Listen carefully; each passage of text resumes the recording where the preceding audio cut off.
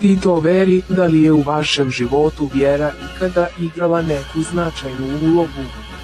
Mi se ni u toku rata, ni kasnije, nikada nismo postavljali tako da vjeru treba likvidirati. Mi smo realisti.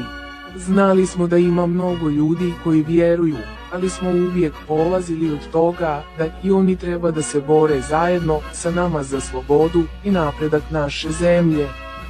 Ja sam, na primjer, u ratu imao i jednoga sveštenika u vrhovnom štabu. Bio je to Vlada Zečević.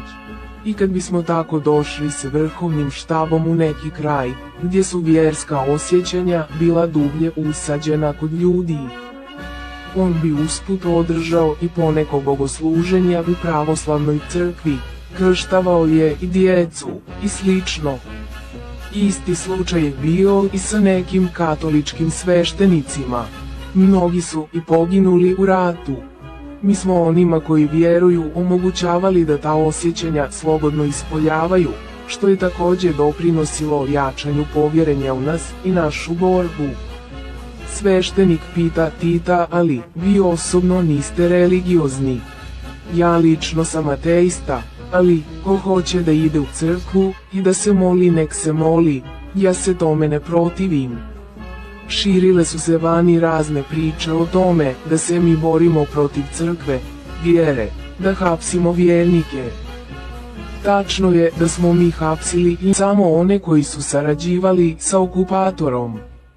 Takav je slučaj bio i sa nadbiskupom Stepincem u Zagrebu koji je bio ustaša. Za vrijeme rata u Hrvatskoj je prekrštavao pravoslavne u katoličku vjeru. Sarađivao je sa Nijemcima i ustašama. Bio je otvoreni neprijatelj nas i naših naroda. I morali smo da ga hapsimo i sudimo na 15 godina.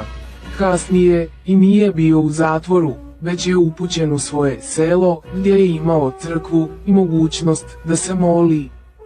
Tu je i umro od leukemije. Vjerujem, inače, da znate da sam ja bio primljen i kod pape. Zapravo, za vrijeme rata, tadašnji papa mene je ekskomunicirao iz katoličke crkve.